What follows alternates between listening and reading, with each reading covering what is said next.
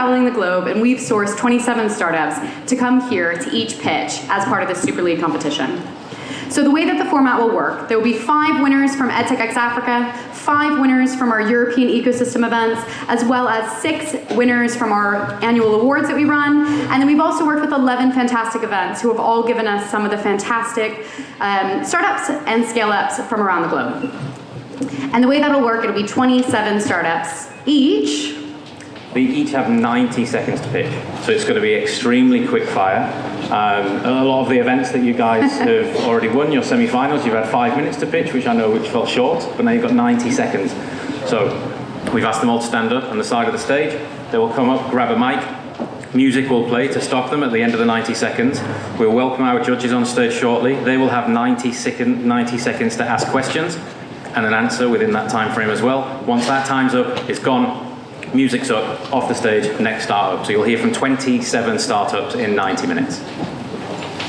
And the point of doing all this, of course, is to showcase the best and brightest minds, but also to offer a package of £50,000 worth of prizes. And that includes credits from our partners, legal services from our partners, and prizes to really help these companies get to their next level. We will announce 3 winners. There will be bronze, silver, and gold. And this will be announced later today at the awards closing celebration, which we welcome you all back to, which will be in a couple hours' time. So, we have our judges, which I can see them all standing in the back. If I can have them all come this way.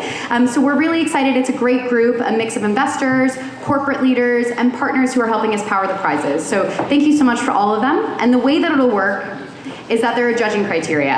And each of these criteria will be used by the judges to go ahead and rank based on things like impact, scalability, team, and other key criteria that we believe determine the best startup within the Super League competition. Ta-da! Lyrical Kombat, please.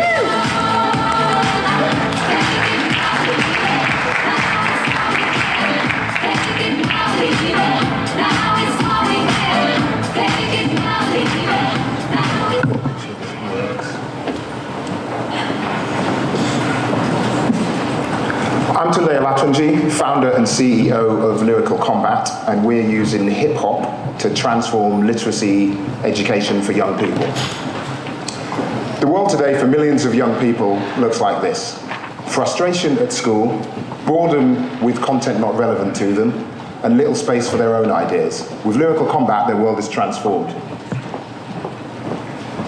Using hip-hop, students outside school can create lyrics based on the music that they enjoy. Inside school, teachers get to set homework that's actually exciting.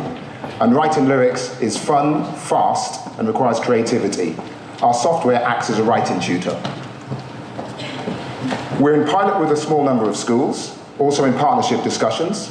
We're self-funded, and we're also focused for the moment on the UK market. But the opportunity is global. With over 800 million young people, there are opportunities for English native speakers, ESL market, and also localized languages. Hip-hop has already changed the world through music and through fashion. We can use it to transform education at scale. Imagine if millions of disengaged young people were excited about learning. The economic and social benefits would be huge.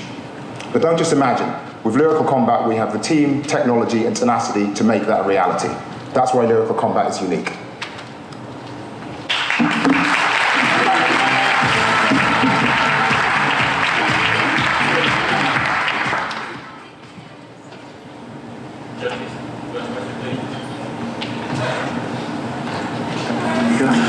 I'll just ask, so are you fundraising at the moment, and if so, what are you looking to raise?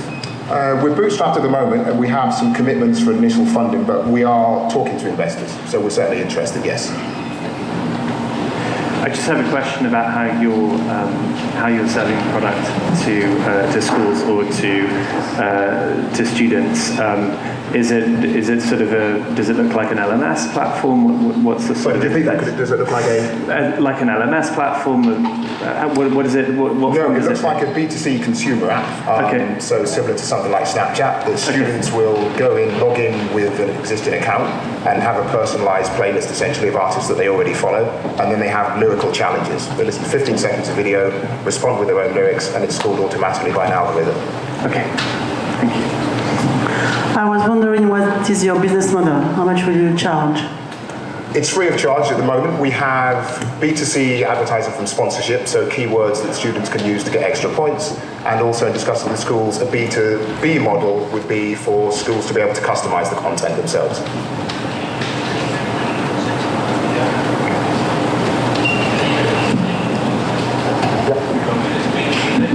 That's good, I think. Thank you.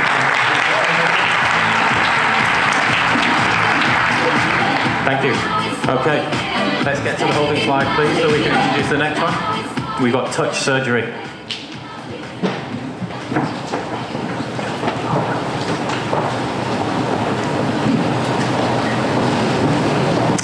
Judges, hello everyone. My name is Angela, and at Touch Surgery, we're changing the future of surgical education. Fundamentally, we train surgeons through a clinically validated app. Anyone, anywhere can access our over 400 our simulations, which today includes over 400 simulations.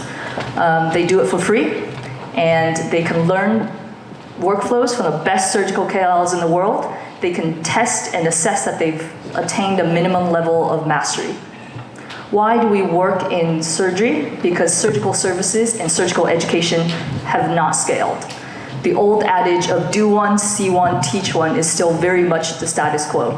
And moving into the future, we will need at least 2 million well-trained surgical professionals to meet the demand that we have. We're lucky that our mission and our approach have been embraced by the surgical community. Amongst the 4 million downloads that we have to date, over 1.5 are validated surgical users. A big proportion of the remainder are actually patients. So it's not just surgeons that want to find out what is happening. We're also lucky to be institutionalized and adopted by more than 150 leading residency programs in the world to support their surgical programs. But for us, at the end of the day, there was a video, it comes down to global surgery. We are actively deploying our technologies tailored for low and middle income countries to support surgeons.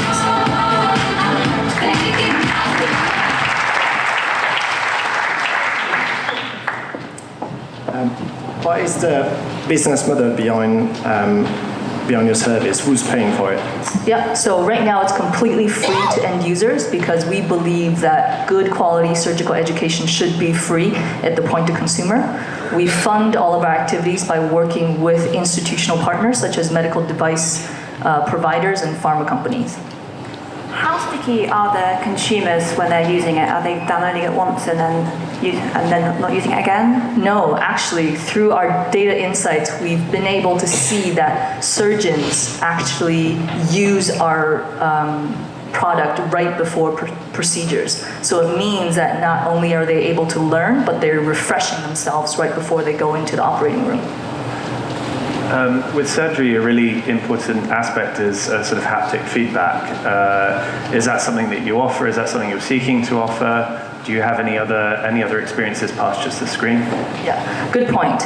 Surgical skill has been well defined to be 75% cognitive, meaning decision making, 25% technical, meaning haptic. We work to address the 75%. It's mental rehearsal, teaching individuals how to make the best decisions. Do you have stats of usage? How many times a week or a month do your user use your application? Yeah, 50K plus user sessions per week.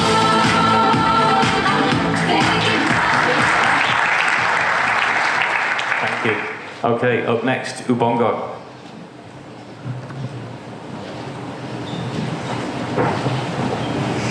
It's no secret that the kids in Africa are at risk of experiencing low social and cognitive development due to lack of resources, education, etc. At Ubongo, our edutainment content, Ubongo Kids and the Kid and Me, teaching STEM, life skills, and social emotional skills is our low-cost, large-scale, early intervention solution. We are passionately dedicated to researching ECD and producing well-researched, prototype, human-centered design content that is fun and that goes across multi-platforms. Impact evaluation done on our shows in Uganda, Rwanda, Tanzania, for starters, shows that kids show significant improvement in cognitive and emotional skills. We broadcast in 4 languages, and we're hoping to adapt into 7 more languages and go on local television and local YouTube channels. Our funders and co-production partners have entrusted us with their messaging to all the kids in Africa, and the last mile child, for example, the boy in rural Cerebriti, who doesn't have access to any technological medium, our NGO partners take our toolkits to that community. We are a fun, localized, and educational company, and we only need 20 cents per family per year to produce the show, so we are the largest and cheapest classroom in Africa.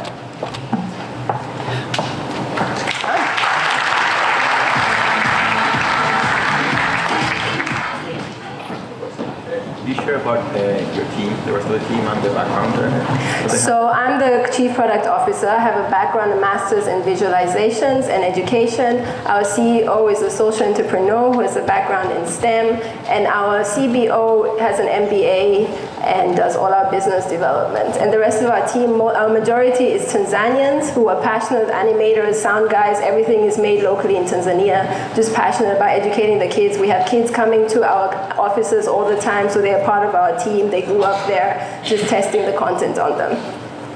What types of content do you have? Is it longer form, shorter form? We have short form animation, so our shows are 20 minutes, and then with the young, because we have 2 shows for the older kids, which are 20 minutes, they involve music and stories.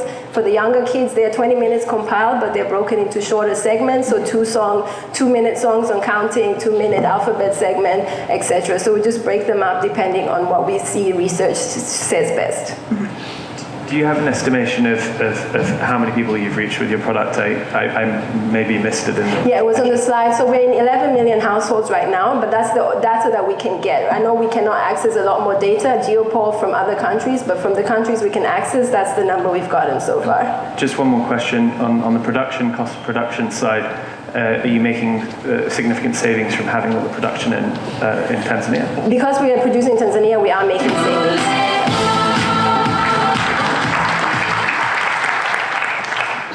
Thank you, Christina. Okay, up next, we have MooC.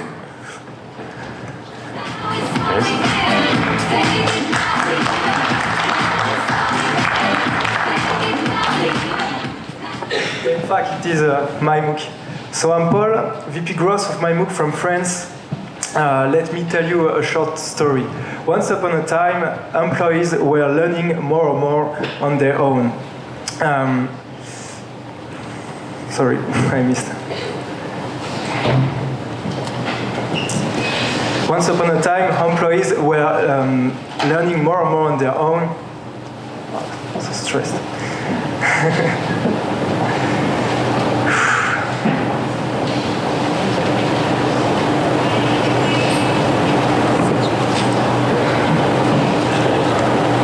Sorry, I failed. Sorry, I failed.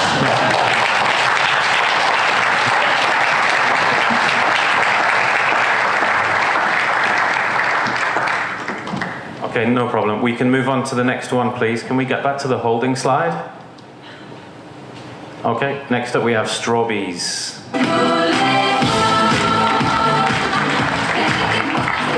Thank you.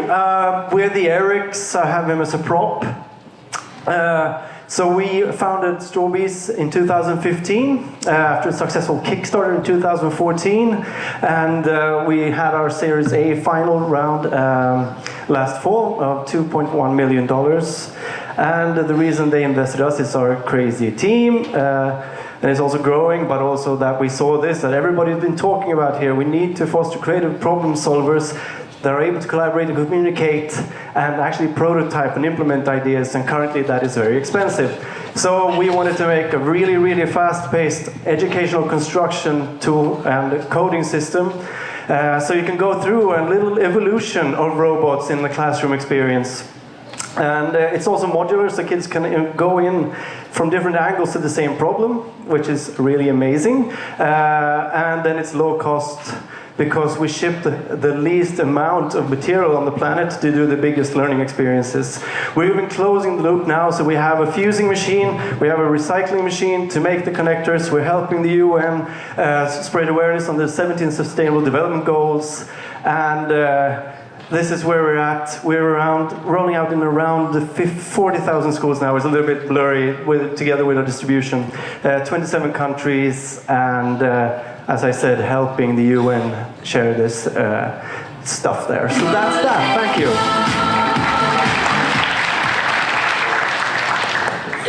How many Strawbees did you sell? Oh. That's actually tricky because I'm not in the logistics department.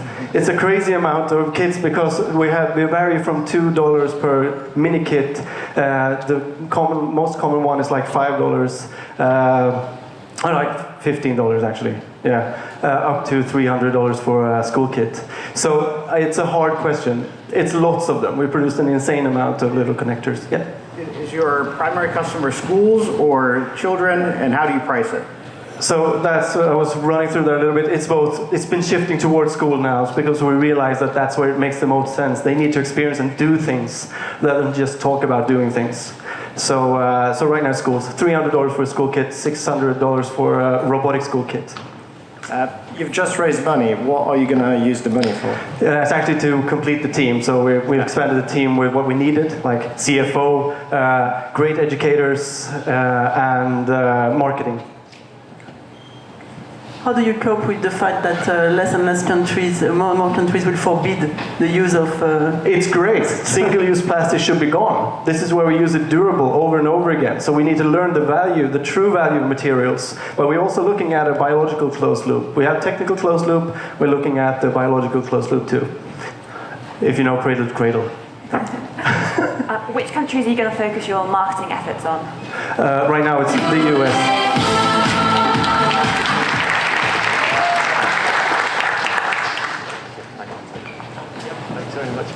Thank you. Okay, next up, Interacpedia.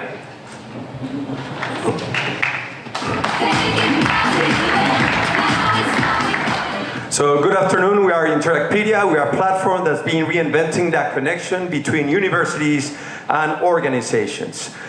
4 years ago, we discovered a huge gap problem, and it's right here. It's that 70% of employees are having problem finding candidates that traditional model, as Glassdoor says it. And worse than that, employees don't like what they do. They don't like their jobs. They don't find a purpose. So what if we could actually tell employees, would you like to co-create on a project where you could get hired by the company of your dreams, wouldn't you? And also we find out that 99% of companies are taking action to prepare for the future of work. So combining this, we said we can really disrupt the recruiting process and change it from a role-based to a purpose-based. What would that happen? We could actually learn like they do in the movies. We could actually improve creativity. We could actually improve communities, search for the best talent, the best data and content. We could actually generate so many innovation for all these potential people that wanted to work in these organizations. So why could Interacpedia achieve this? We've been around for over 4 years. We work with more than 80 universities with 22,000 students, more than 3,500 challenges with organizations, over 20 cities, 3,000 projects, more than 600 organizations, and also more than 1,000 courses. We have participated with many of these companies, maybe you recognize some of them, and we're going to have transform that educational thing. So thank you.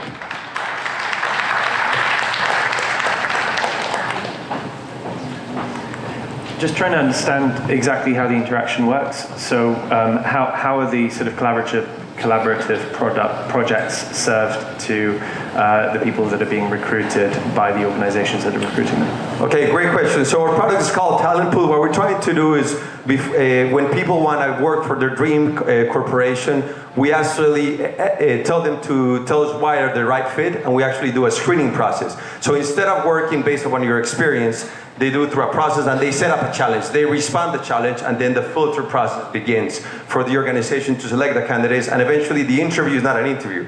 It's a pitch that they do to corporations. Have any of your companies given you any feedback on the quality of candidates that they get through this process? Are they higher quality than normal? Yes, they actually like it. A lot of people who do internships, when they have recruited through this process, they usually get an offer after that because they're so much more committed. They find purpose because it's not just a regular process of recruiting where you're able to get a job, but where you really dreamed about it. So they actually like it a lot. Do you have some statistics on success after the process? On how many people are getting hired and so forth? We're actually starting now a pilot. We have, like I said, over 600 projects through challenges, and they have been very successful. Around 10 to 15% of the people get hired. So that's where we're trying to replicate. Thank you. Thank you. Thank you. Okay, next up we have Praxilabs.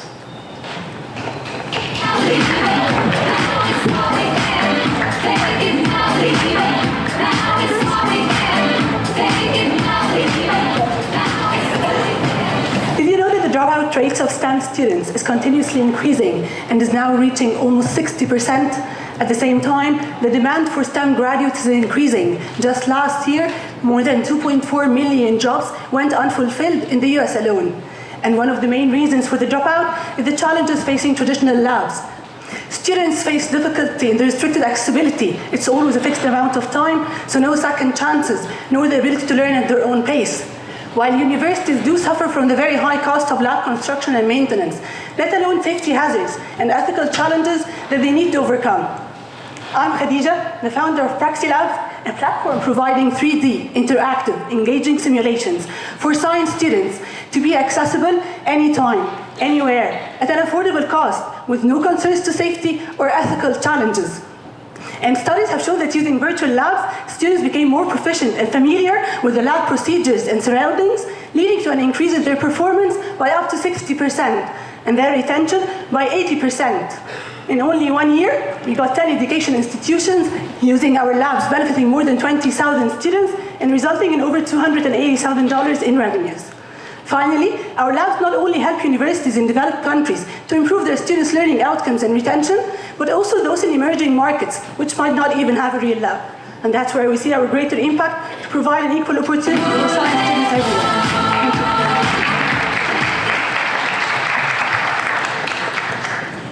How do you contend with large competitors like Labster, who've recently raised a lot of funding? Yeah. So Labster is the only actual competitor very similar to us in the Interactivity So Labster is the only competitor to us currently. One of the things is they are based in Denmark and they are focusing on the US as well. Our main focus is the Middle East and Africa, so a completely different market. But their amount of money that they're raising is actually a good thing for us and for investors because it gives the way to show that there is real evidence for the need for this. How do you price the package for the schools? Sorry, can you say that? How is it priced for the So it's a subscription model based for the universities, actually for universities. So it depends on the number of students. They pay a subscription, monthly subscription per student per month. What is the IT requirement we can use and then what? Very basic. You need a computer with 4 gigabytes of memory and that's it, and an internet. So it's all online in the browser. Okay. What's your background? PhD in computer science, human-computer interaction. So basically focusing on the user experience. How do you design the labs and the kind of lab work that should be simulated? Sure. So we have two parts, the development and technology, that's ours, but we have subject matter experts working with us from universities in Egypt, Saudi Arabia, and the US. So they are actually giving us the material, explaining it to us, and then verifying it after we do the development and design in-house.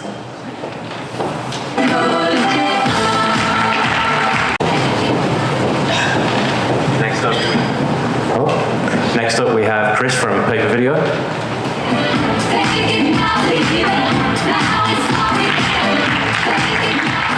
Hello, I'm Chris from Papervideo based in South Africa. South Africa's education outcomes have deteriorated due to a lack of qualified teachers. Over 20% of grade 6 learners in South Africa outperform their teachers. When our learners are denied the opportunity to reach their full potential, this has a ripple effect across our economy. So So what's the solution? Well, we can put an experienced teacher into every classroom and home. But how do we do this at scale with the limited infrastructure typical of an emerging market? Turn every learner's smart device into a digital teacher using videos created by South Africa's best teachers. With smartphone penetration in South Africa at over 90%, we can do this. However, data and connectivity is still an issue. So we put all our videos onto micro SD cards to allow complete offline access. However, as a company of teachers, we understand the dynamic of bringing tech into another teacher's classroom. So we make books the starting point of our video access. Books as a technology are underrated. They are still the best way to get content into classrooms. We augment this reality. But is this hybrid model a good approach? We believe it is. Face-to-face teaching is not scalable, and online only has failed to deliver on the promises of EdTech over the past 2 decades. Papervideo combines the strengths of technology and pedagogy. No one teacher can assist every learner with their problem areas. Technology is required to scale one teacher to many learners simultaneously. Papervideo. Thank you. I'm just going to ask, because it looks like it was in the last slide, could you talk a little bit about the traction you've had?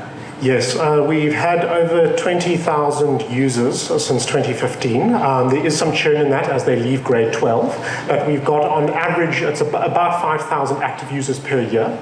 And then we are also in various, on that particular slide showed that we are in a program in Limpopo that's been running for 4 years, and they've shown a 10% increase across a baseline of improvement in maths. Can you explain your business model? Who pays? There are 2 revenue streams. The first one is for children in low-income schools. We approach corporates for sponsorship at a higher level for those schools. Otherwise, we have an online store where private sales can be made by the more affluent market.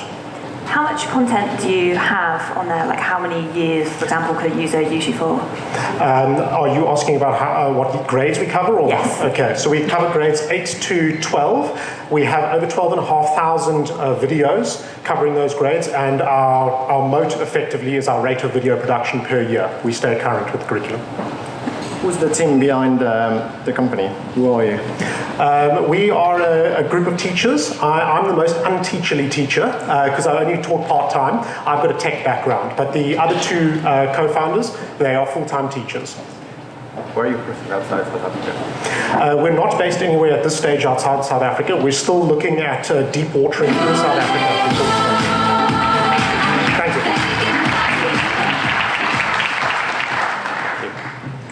Thank you.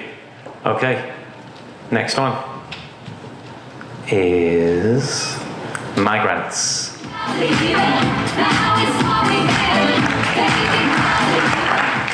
Hi. Migrants constitute 3% of the population and yet produce over 9% of global GDP. It's a huge untapped resource. They're highly motivated, highly entrepreneurial, and very young. The problem is that the average Italian immigrant spends 600 days in reception centres and 1 in 100 gets a job.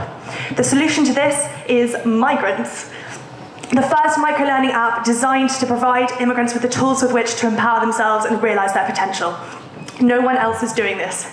We provide first, education on soft and hard skills, secondly, information on the asylum system, rights and duties, and thirdly, job matching. Our ability to collect data is critical as it allows us to track migrants' progress, speed up the asylum system, and respond to market shortages. We're run by a highly experienced team. Chris Richmond himself is an immigrant, and there's a huge wealth of knowledge regarding the asylum system and business development. We have 60,000 trainees to date, 1,230 immigrants put into jobs, and 90% of internships are converted into work contracts. It's clear that it works. Our main revenue stream is accommodation centres who pay us to educate the migrants they host. We're planning to launch a second stream in our job matching service, and we also have expansion plans into Europe and Africa in 2020. Migrants offers an impact investment opportunity for huge financial and social returns. Thank you so much for your time.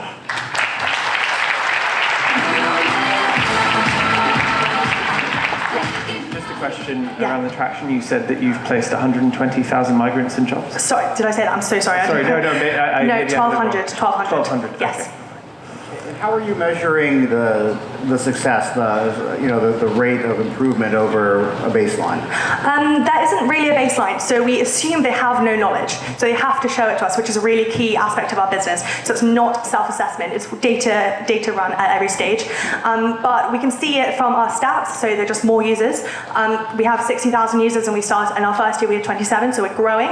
And crucially, they spend 247 minutes per day on the app, which is more than on Facebook. It's hugely addictive, and we then use these stats to put them into jobs. 2 people in our office currently have used the service. How long do people typically use it for? So it depends. Yeah, I'm sorry, I don't have the data for that. I think it depends how much they use it for, how hardworking they show themselves to be, and therefore if we can put them into job opportunities. What type of organizations are you looking for internationalization? So are you looking to other countries? Are you thinking of partnering with local charity or? I'm sorry, I don't know that information. However, I know that Stanford University have contacted us to do a pilot model in Africa to see if they could launch education there through us. And how do you make yourself known? How do people find you? Word of mouth is hugely effective. That is the vast majority of our marketing. Thank you so much. Okay, on to the next one. We have KideScience. There we go.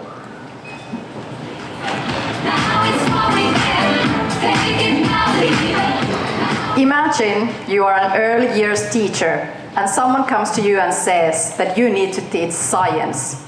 That is coming even mandatory for kindergartens, but how on earth should you teach science for young children? Gladly we know how. We did years of academic research and found out the best model for early years science education.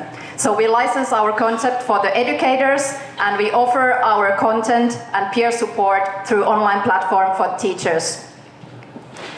After years of research, we founded our team and we are now, after 18 months, scaling in Finland for the private and public sector. Also, the biggest TV channel from Finland, Yle, wanted to create a TV series with us, and the media group Sanoma wanted to publish a book series with us. Our revenue has now grown our team, a team of 9 people, and we are operating already in 6 countries. The rest of the 13 countries will start from autumn, and we will then have a total of 10,000 children in those live lessons in the kindergartens. We have just closed our seed round for €1 million from EdTech investors from Europe and Asia. Awards and certifications, we have had many, but the best recognition is to get the smiley feedback from the children, which are loved by us, the teachers, and even the parents. And we know that you don't need more plastic and science kits to deliver STEAM education for young kids.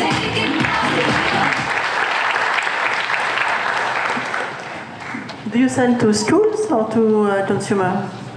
To kindergartens, but we do offer have the parents for the TV show and books and home experiments. Just a question around sort of measuring efficacy. I know it's a very, very long sort of project, but how do you measure it? The effectiveness for the children.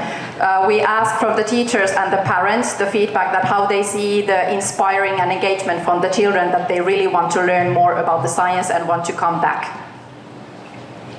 Congratulations on the raise. Same question, what are you going to do with the money? We are going to expand and grow in those countries in Asia, what we have started. Okay. So for the sales growth, sales agents, and then our team. So who's in the team right now? We are now a team of 9, mostly pedagogical developers, PhDs for science and education for the teachers. Also 1.5 people in the full stack development. And then our business persons are 3 of now, me included. How are you developing the content? We are developing the content in our team with our pedagogical developers, 5 persons, and we are doing text, graphics, videos to our online platform system, which we have developed. And how many countries are you? Countries? Yes. We have already operating in 6, and we have 13 made the deals.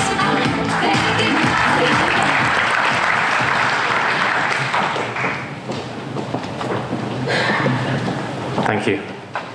Okay, Eneza Education are the next up. No? Maybe not. Back to the holding slide, please. If I can go back. There we go. We will skip to the next one, which is bag innovation.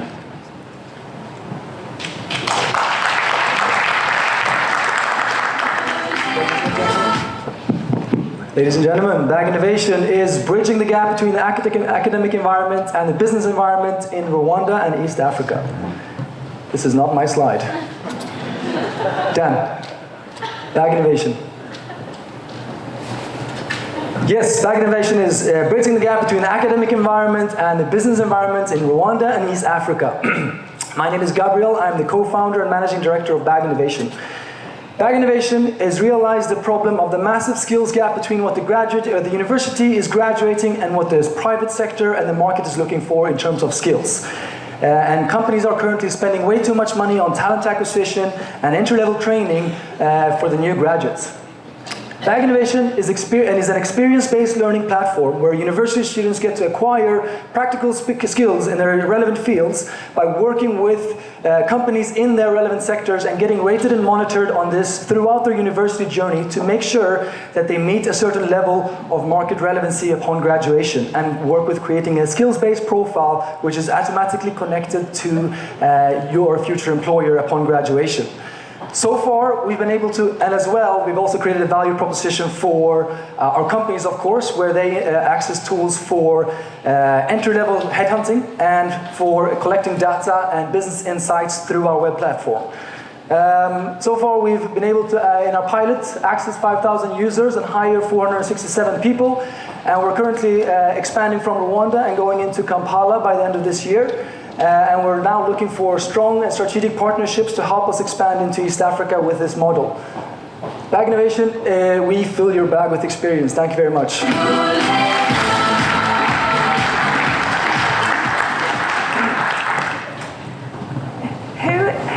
Who is designing the content for the students to work on? The content is directly connected to the company that uploads the challenge on our portal. So both the learning content and the challenge and the experience for the student is decided by the company that uploads whatever challenge they want to have on our platform.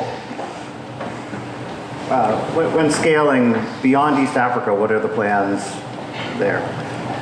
So we have around, we've an estimated cost of around 60,000 per city, and when it comes to market penetration, what we need is campus ambassadors and one business developer in each city to expand this model, because we start with a freemium model with the first 3 months, and that's when after that we start making our revenues. So our goal is to, of course, train more campus ambassadors and penetrate the market by providing the free service to all the businesses that we go to in each city before we roll out our revenue models.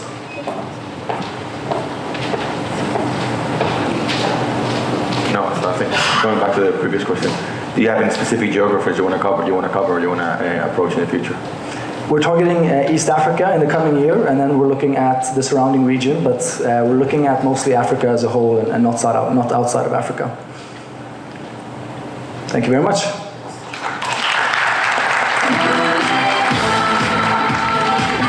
Thanks, Gabriel. Also, I really shortchanged Eneza Education. It's not the fact that they're not here. They submitted a video because they couldn't be here, so we're going to go back and watch the Eneza video before we move to the next startup. Please roll that video. Thank you. Education, Nelson Mandela famously said, is the most powerful tool you can use to change the world. Unfortunately, only 1 in 3 African children complete secondary school, setting back an entire continent's next generation. Now, there are myriad and complex reasons for this, but Eneza identified one of the key factors as being a lack of access to adequate learning and revision materials. So we set out to solve this problem. How? Via the mobile phone.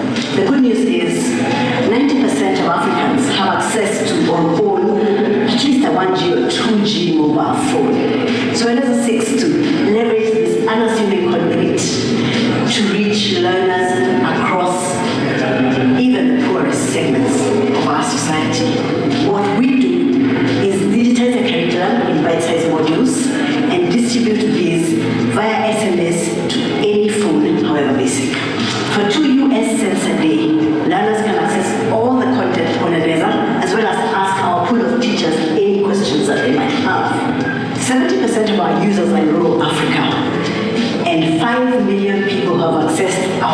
gone so far across 3 different countries in Africa, Kenya, Ghana, and Cote d'Ivoire. I'd like to invite you to partner with Eneza.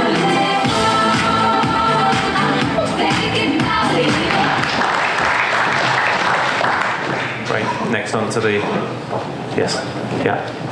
Okay, we'll go to the next live presentation, and we have Incicision. Hello, hello. Hi everybody, my name is Ritsaert from Montfrans. I'm going to tell you why Incicision is already being used by 140 hospitals in more than 10 countries in the world. Surgery has got a lot of big challenges. In the coming years, 10 million plus professionals need to be educated, and old-fashioned education cannot do it. Secondly, there's no best way to operate, and that's causing big variations in outcomes. And thirdly, team performance in the OR is a big issue. It's causing a lot of mistakes. The solution that we've provided is firstly about standardization. With our methodology, we've described hundreds of procedures. We've recorded them in 3D, real, actual procedures. Secondly, what we've done is we've created a platform with it so surgical professionals can connect and exchange knowledge and skills. We're facilitating a continuous learning loop in the OR. People can prepare with education, people can align at the beginning, people can assess their performance, and people can benchmark in the end. And we're using technology to do it, artificial intelligence, 3D video, virtual reality. So what we're doing is we're allowing teams in the OR to get to their best performance and for hospitals to save millions every year. As a team, we're on a roll. We're 2 years into the market, scaling fast. We're a team of serial entrepreneurs and surgeons. Just a question. Sorry, just a question around the team. You didn't quite finish. You're a team of serial entrepreneurs and surgeons. Could you just give us a bit more detail about them? So many of us have started and grown and scaled up companies before, and surgeons are extremely important in this space because it's the knowledge base that people need to connect to. So everybody in the team has a big track record. Who are your clients? The clients are the hospitals, sometimes groups of hospitals, sometimes larger entities, sometimes single hospitals. They're the ones that are impacted by the quality of education and the money that can be saved by better performance in the OR. And how many customers do you have? So we have, at this point, we have 140 hospital customers, and behind that are many tens of thousands of users. What countries are the hospitals in, that your customers in? So we're active now in 10 countries. We've got coverage of high, middle, and low income. We've tested our approach across the world. It's got traction everywhere. What's the sort of average wallet size of a hospital that you would work with, and how could you grow that? Yeah, so the impact that we can have is between 3 to 6 million per hospital. Right now we're below the 100,000 per hospital, but we want to get a fair share of the improvement that we can achieve. How do you measure the impact of your platform? The impact of the platform in the end turns into what are the complication rates and the outcomes of the operations, how fast is the educational process, what's the efficiency in the OR.